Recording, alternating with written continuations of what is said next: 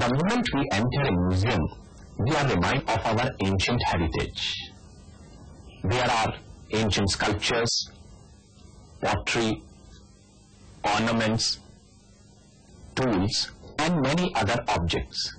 And then we are curious to know how these objects were found, how these objects were made, or to what use these objects were put to. Well, there are a variety of sources through which we determine the nature of economic, social, political, scientific, and cultural conflicts and developments in the ancient past. There are literary sources as well as archaeological sources, but at times we have to rely only on archaeological sources as no literary sources are there. For example, we know about the Harappan civilization only through archaeology, as there are no literary sources available. In certain cases, the authenticity of literary sources is verified with the help of archaeology. Archaeology, as a discipline, has passed through various stages.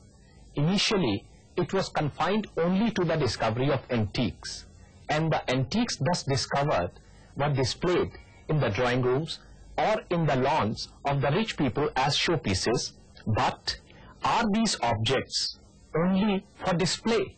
No, they are not, because they are clues to unfold much more. Gradually, the archaeologists started asking more meaningful questions, like how were these made, what kind of technology was adopted, or what do they reflect. Thus, archaeology entered a stage where it was no more confined only to the discovery of antiques. And these antiques were examined with a view to determine the material culture of that period. The archaeologist thus entered a new domain. But in this domain as well, the first task remained to unearth the submerged monuments and antiques. And this is done with the process of excavation. Excavation, you know, is a scientific process comprising various stages. These involve selection of site, exploration, laying of trenches, digging, recording of antiques, examination of antiques, and reconstruction of the site. But a site is excavated only with the permission of the Archaeological Survey of India. We came to know of excavation work in progress at Jakera, a village in Eta district of Uttar Pradesh. The excavation is being conducted here by a team from Aligarh Muslim University.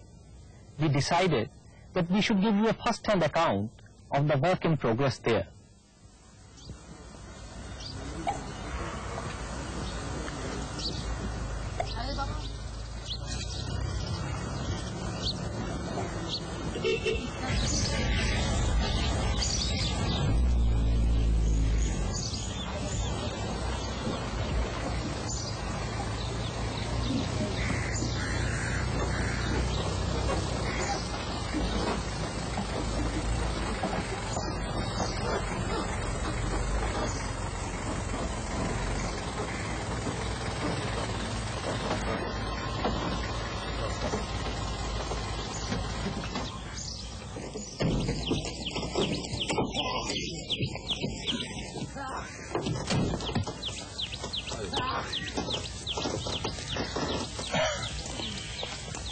We went to the excavation camp and met Dr. M.D. Sahi, the director of this project.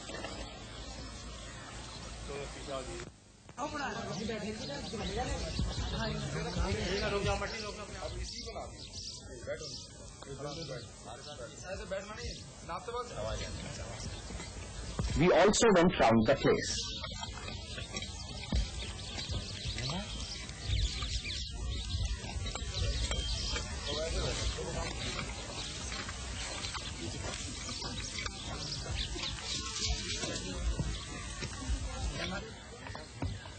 Dr. Sahi, generally speaking, how does an archaeologist discover a site?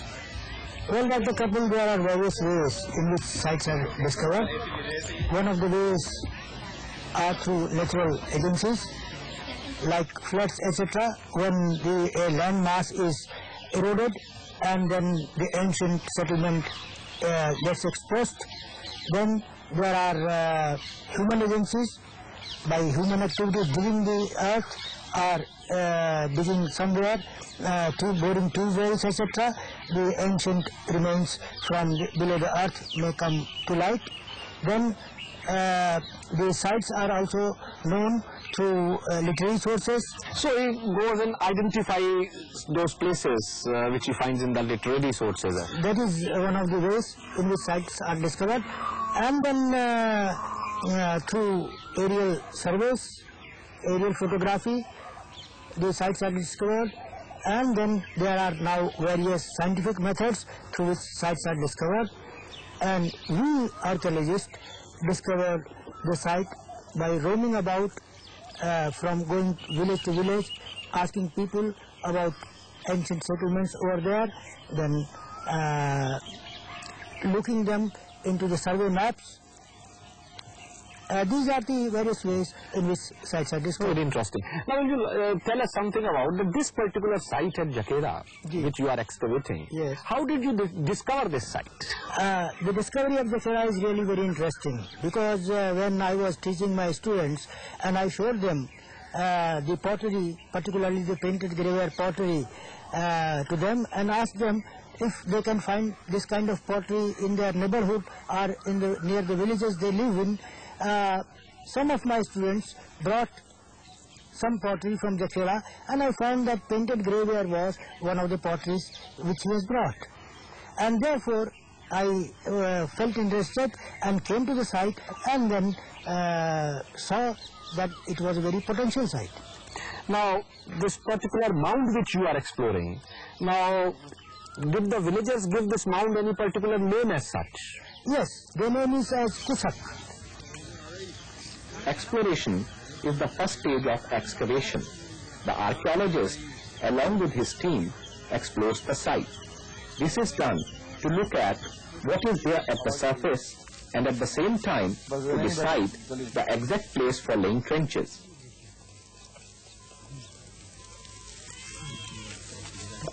The place is decided. The next stage is to demarcate the trenches with the help of theodolite, an instrument for taking measurements.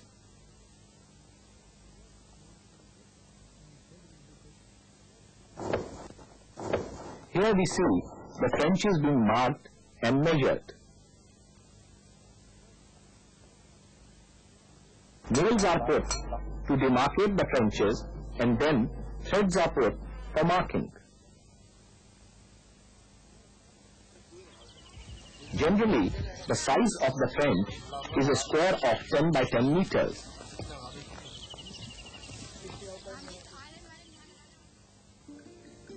And now that the trenches are marked, it's time to start the digging. It's only for surface clearing that a spade is used, but once a lower level is reached, the process is a very slow one, in which extreme caution is taken, or else the antiques and the structures may be damaged.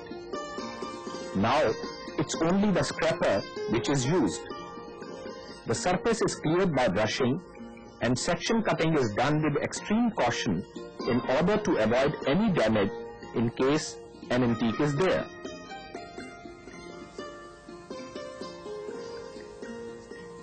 Simultaneously, measurements are taken and trench maps are made.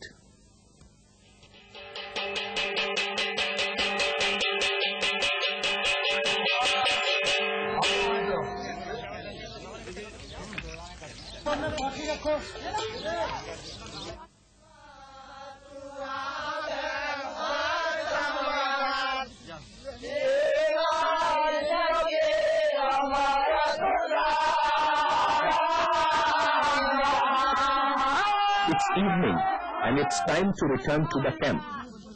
The labor has enjoyed its work and are happy at what they have done.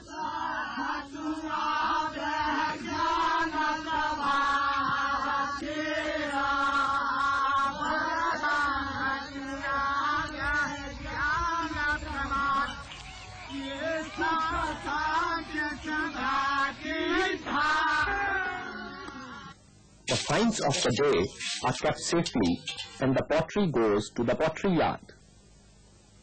It's night time, the time to relax, and eager villagers join them in the camp.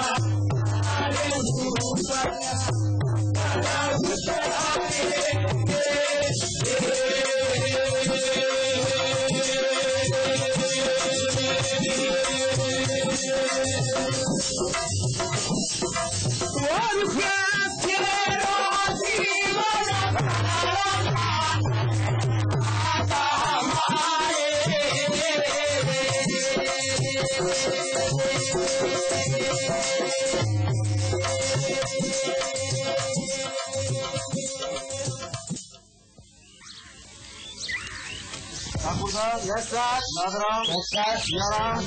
Kotilal. Yes, sir. Kithorilal. Yes, sir. Mopu. Yes, sir. Dataram. Yes, sir. Morning comes. The director, after surveying what was done earlier, plans for the day's excavation. And it's time to go to work again.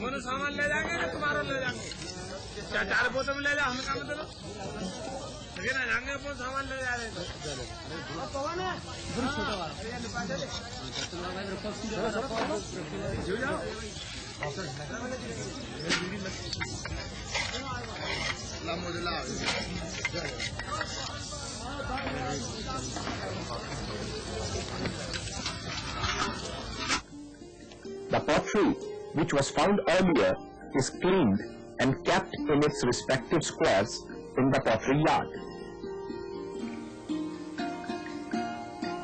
The pottery yard is marked by trench numbers on one side and layers on the other.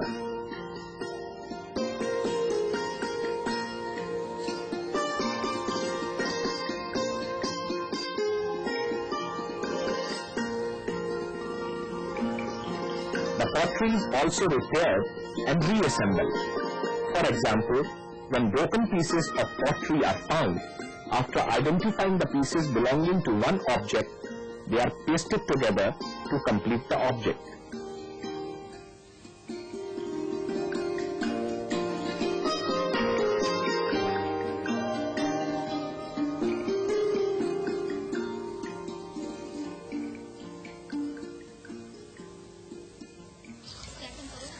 And there, at the site, the work goes on. The trench supervisor is busy with the scraper, hoping to make a find. And there she is. A rare bone object has been found.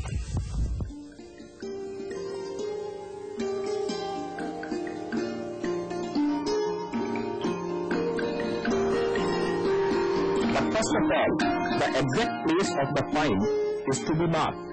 A record is kept by taking a three-dimensional measurement, and the exact spot is then marked on the trench map.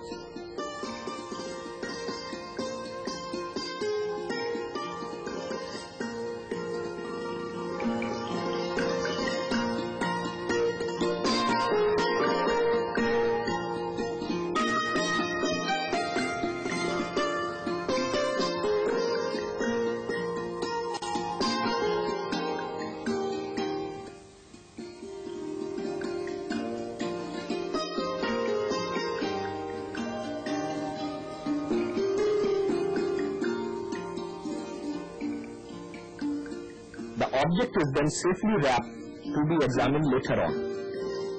The change in archaeological perspectives has also influenced the excavation technique. The emphasis is on excavating in such a manner that the context is preserved. The mud structures make the task of the excavator more difficult. A little loss of concentration could harm the structure.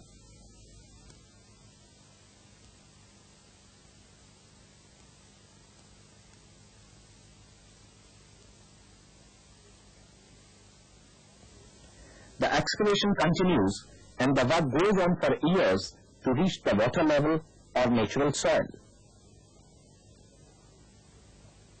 This chart demonstrates the periods and the layers of the area excavated.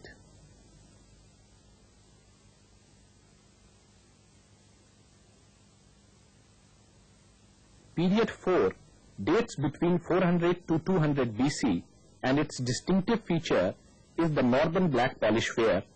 Period 3 is about 1200 BC with PGW, that is, the painted graveware pottery. Period 2 is known as proto-graveware, and period 1 is the earliest habitation at the site. The antiques found are sent for examination to laboratories. Like carbon dating is a scientific process which determines the age of the antiquity. Dr. Sahib, what is the significance of this site? Well, personally, for me as an excavator, the significance of this site was that out of many painted graveware sites, this did not have any habitation later than 2nd century BC. Therefore, it became easier to excavate the painted graveware levels, and then after having excavated the site, the significance is that from a small village settlement, it underwent various stages of change, and then from a small village it grew into a township. Once the excavation started, there was an overall awakening in the village about the antiques. The schoolmaster told us that now they are preserved, whereas earlier they were used as toys by children and thrown away after some time. अब तो उनका महत्व गांव का हर एक बच्चा और आदमी जानता है, और जो भी चीज इस समय खुदाई के यानी 7-8 साल के दौरान जो भी चीज मिलती है तो वो उसको संभाल के रखते हैं, रखते नहीं है। तो गांव में रखते हैं या लोग साहब जो खुदाई कर रहे हैं, खुदाई कर रहे हैं उनको दे देते हैं जब ये साल के बाद। They also told us many myths and legends about the place. इसके बारे में ये बताते आए बड़े बूढ़े यहाँ के कि यहाँ पर जिसे हम बलराम कहते हैं, इस समय कस्बा है, यहाँ पर राजा बलराम से संबंधित बलराम नगर रहा होगा। और ये जो कुशक का स्थान है जहाँ पर खेड़ा है, इस समय आप लोग जो खुदाई कर रहे हैं वो उस समय यहाँ कोई ऐसी पवित्र घूम रही होगी उनकी कि इस पर यज्ञ करते रहे हों, और यज्ञ करने की वजह से इसे जखेड़ा, आज जखेड़ा कहते हैं। और उसी समय पर राजा बल से भगवान ने एक दान रूप में 3 डग जमीन मांगी थी, वो कुशासन पर बैठ करके मांगी थी, इसलिए यहाँ के लोग कुछ उस आशय से कुशक कहते चले आए। They told us that the very name of the village, Jakera, means a mound where yajna is held, and the excavation site is known by the name Kushak. तो इस तरह से मैं समझता हूँ कि आप लोगों ने इसकी खुदाई करके एक ऐसी संस्कृति का पता लगाने की चेष्टा की है जो आज तक गुप्त थी, लुप्त थी और तिरोहित थी। We have seen that excavation is a technical process carried with extreme caution. But once the antiques and the structures are found, the archaeologist enters into the next stage, and that is to reconstruct the life pattern of the people who stayed there. What kind of grains were cultivated? Was there surplus agricultural production? What kinds of tools were used? Or was there social differentiation? Do the finds in the excavation falsify or prove the popular beliefs related to the region? Well, these are some very important questions to reconstruct the site, and we take them up in our next program.